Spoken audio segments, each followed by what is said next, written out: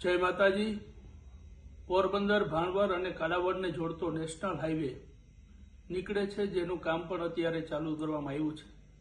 આપણા ગામમાં બખરલા હયાતને બદલે બાયપાસ રસ્તો ગામથી આથમણી સાઈડ નીકળે છે।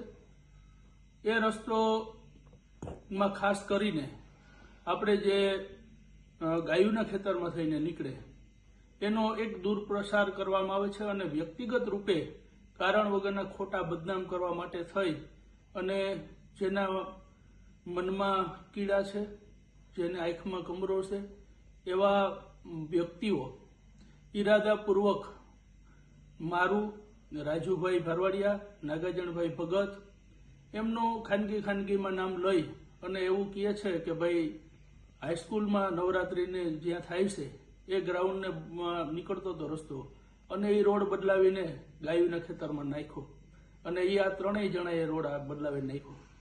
તો એને હું આજે થોડીક ચોખવટ કરવા માટે થઈ અને આ વિડીયો બનાવું છું।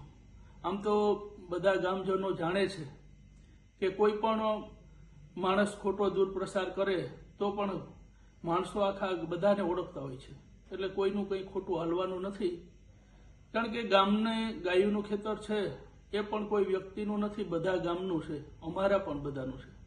એમ જ હાઈસ્કૂલનું જે ગ્રાઉન્ડ છે અને નવરાત્રી જે માતાજીના થાય એ પણ કોઈ વ્યક્તિગત કોઈના નથી, એ પણ ગામના છે।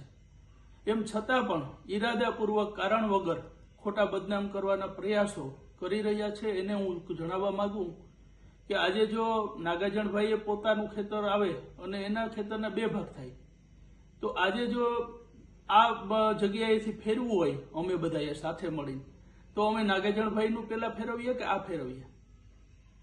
એટલે બધા સમજે છે, બધાને ખ્યાલ છે કે કોઈ ક્યારેય પોતાનું વ્યક્તિગત હવારત હોય ત્યાં ફેરવે કે આ સાર્વજનિક છે ત્યાં ગાયોમાં નાખે અને ગાયું નાખીને ફાયદો શું મળવાનો છે? એટલે જ્યારે આ એલાઇનમેન્ટ ચેન્જ થયું આજથી ઘણા ટાઈમ પહેલા તેથી જ અમે ગયા હતા નેશનલ ઓથોરિટીમાં જઈ અને રજૂઆત કરી હતી કે અમારું ગાયોનું ખેતર આવે તો એ ન આવે એના માટેની વ્યવસ્થા કરી આપો। અને બીજી વખત અમે જ્યારે ગયા ત્યારે હું નામ પણ આપું કે અમે બધા કોણ કોણ ગયા હતા। અમારી સાથે આપણે બોશીવારા દાયરામાંથી કેશુ મોહન બોશીવારા આવ્યા હતા, તેમજ હામદ મામા જાદવ હતા અને ભક્તા દાયરામાંથી આવ્યા હતા, ઓઘડભાઈ ભક્તા આવ્યા હતા। અમે બધા અર્જુનભાઈ પાસે પણ ગયા હતા। અર્જુનભાઈએ નેશનલમાં હાઈવેના જે નાયબ કાર્યપાલક છે એને વાત કરી હતી।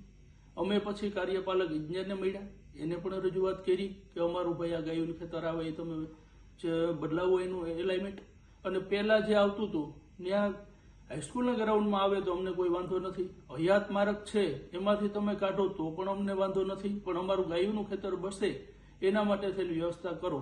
બીજી અમે રજૂઆત કરી હતી કે જેના ખેતરો આવે એનું વચ્ચોવસ્તી ન નીકળે, ગમે એક છેડો રહીએ જેથી એનું વધારાનું બે બાજુનું જે ખેતર પડ્યું રહીએ એ કોઈ ઉપયોગમાં નથી આવતું ખેડૂતનું, તો એમાં પણ તમે ધ્યાન આપજો। આ રજૂઆત અમે ઘણા ટાઈમ પહેલા પણ કરી હતી। ગઈકાલે પણ અમે બધા ખેડૂતો સાથે અર્જુનભાઈને મળ્યા લોક દરબારમાં, બધા ખેડૂતો હતા, બધાને ખ્યાલ છે। અમે લેખિતમાં પણ આપ્યું કે ભાઈ હયાત માર્ગમાં કાઢો અથવા તો ગાયોનું ફેરફાર કરો। એટલે જે કોઈ કારણ વગરના હંમેશા માટે ગામમાં અંદર ભાઈચારો રહીએ, શાંતિ રહીએ, સારા કામ થાય એવું ઈચ્છતા પણ નથી એવા માણસો અવારનવાર બાપભાઈ અર્જુનભાઈ એક થયા, ભાજપ કોંગ્રેસ નતર્યું, એમ છતાં પણ ખબર નહીં એના મગજમાં શું હોય। પોતાના આપણે ત્યાં કહેવત છે ને કે જેના પોતાને કમરો હોય એને બધું પીળું જ દેખાય, પણ વાસ્તવમાં બધું પીળું ન હોય।